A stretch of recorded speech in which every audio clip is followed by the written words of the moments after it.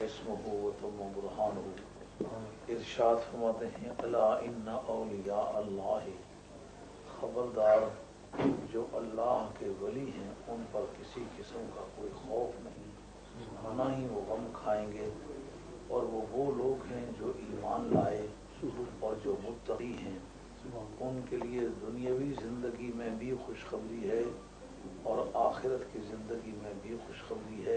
اللہ رب العزت کے کلمات کے لیے کوئی تبدیلی نہیں ہے اور یہی بہت بڑی کامیابی ہے۔ ان کی باتیں آپ کو کوئی غم زدہ نہ کریں، کیونکہ ساری عزت اور سارا غلبہ اللہ کے لیے ہے اور وہ سبھی کچھ سنتا ہے، سبھی کچھ جانتا ہے۔ آیات طیبات کا لفظ ترجمہ آپ حضرات کے گوش گزار ہوگا۔ آپ حضرت میرے قریب آ جائیے۔ یہ حضرت غوث الثقلین رضی اللہ تعالیٰ عنہ کی 11ویں شریف کے ایام ہیں۔ اس وجہ سے اولیاء اللہ کے موضوع پر یہ چند خطابات ہوئے ہیں۔ تو کل ایمل ایمسٹرڈ میں یہ بات چل رہی تھی کہ ولی کی تعریف کیا ہے۔ اس سلسلے میں اس آیت پر میں گفتگو کر رہا تھا، الذین آمنوا وکانوا یتقون۔ وہ ولی لوگ وہ ہیں کہ جو ایمان لائے اور جو متقی ہیں۔ اس میں ایک تفسیر ہے جس کا نام ہے تفسیر اشاری۔ یہ مفسرین کی بولی کا لفظ ہے۔ جو آیتیں تصوف کو ڈیل کرتی ہیں ان آیات کو آیات تصوف کہتے ہیں، اور ان کے اوپر استعمال ہونے والے قاعدوں کو کہتے ہیں تفسیر اشاری۔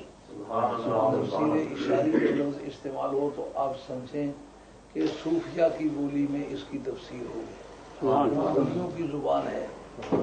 جس طرح کے قرات کے قواعد ہوں تو آپ کہتے ہیں یہ قاریوں کی زبان میں اس کی تفسیر ہوگی۔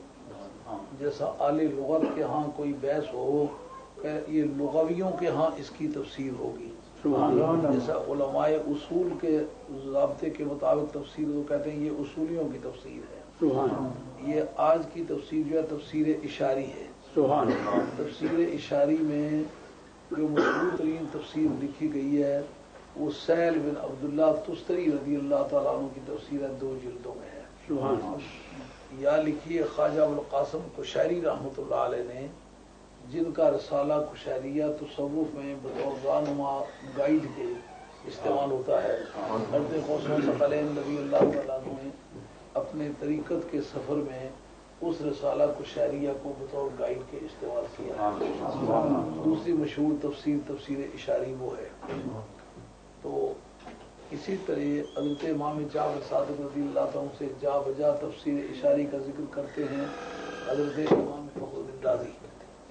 آپ یوں سمجھیں کہ الذین آمنوا وکانوا یتقون، عام علماء کی تفسیر میں تو اس کا ترجمہ یہ ہوگا وہ لوگ جن کے عقیدے اچھے ہیں اور جن کے عمل اچھے ہیں۔ عقیدے کا مرکز ہے قلب۔ یہ قلب کے ساتھ تعلق رکھنے والی جتنی ذمہ داریاں ہیں اس کے بارے میں بھی وہ پوری طرح سے ذمہ دار لوگ ہیں اور ان ذمہ داریوں کو نبھاتے ہیں جو دل سے تعلق رکھتی ہیں۔ یعنی عقائد صحیحہ کا مرکز ہے قلب، جس کو انگریزی میں میٹا فزکس کہنا چاہیے۔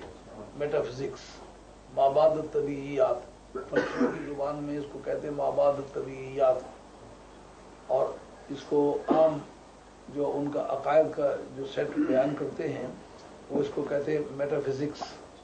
یہ میٹا فزکس کے لیے جو قلب سے تعلق رکھنے والے اعمال ہیں ان کا نام ہے عقیدہ، اور ان کو اصول دین کہتے ہیں۔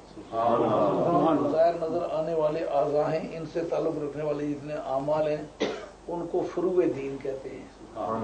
جو عام طور پر گفتگو ہوتی کہتے ہیں فروعی اختلافات میں علماء مبتلا ہو گئے۔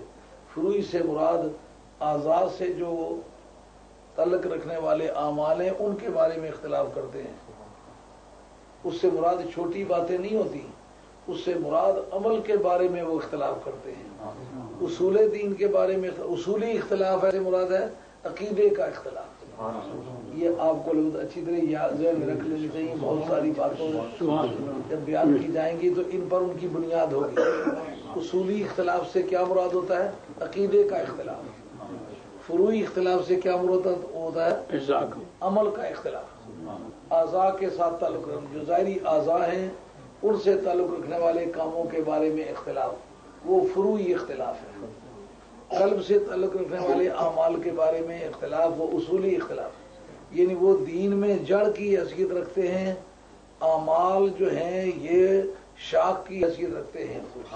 شاخ کٹ جائے جڑ سلامت رہے دوبارہ شاخ ابھر سکتی ہے.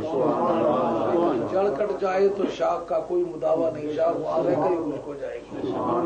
عقیدہ صحیح ہو تو دیر یا سویر سے کمی پوری ہو سکتی ہے، اور اگر عقیدہ خراب ہو جائے تو عمل کی خوبی سے کوئی فائدہ پہنچنے والا نہیں.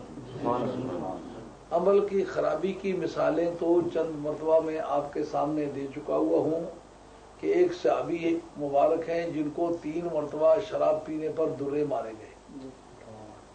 شراب پی درے مارے گئے، پھر پی پھر درے مارے گئے، پھر پی پھر درے مارے گئے. اور یہ قاضی ایاز صاحب رحمۃ اللہ علیہ جو اسپین کے رہنے والے تھے اور 5ویں صدی کے آدمی ہیں، نامور عالم دین ہے اور عاشق رسول ہے. انہوں نے اپنی کتاب میں جلد دوئم کتاب الشفاء فی تعریف حقوق الاصطفاء جلد دوئم کتاب المحبت کے اندر اس حدیث کا ذکر کیا ہے کہ جب 3ری مرتبہ درے مارے گئے تو ایک صحابی ان کو لعنت بھیجتے کہ تم پر لعنت ہو کہ تو سرکار دو عالم وسلم کی محفلوں میں بھی بیٹھتا ہے اور پھر شرابیں بھی پیتا ہے. سرکار دو عالم وسلم نے یہ نہیں فرمایا کہ بھئی یہ تم نے اچھا کیا ہے، فلا تلعنوا فانه يحب الله ورسوله.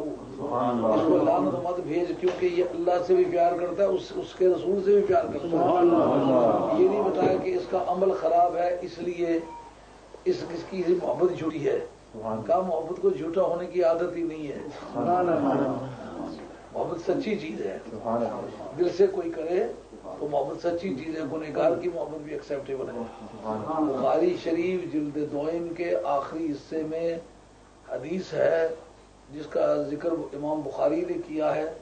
صحابی پوچھتے ہیں متی الساعۃ یا رسول اللہ صلی اللہ علیہ وسلم، یا رسول اللہ ارشاد فرمائیے قیامت کب آئے گی.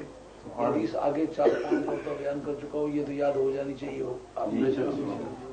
تو سرکار نے فرمایا ما عادت طلحہ، قیامت کے لیے کیا تیاری کی ہوئی ہے.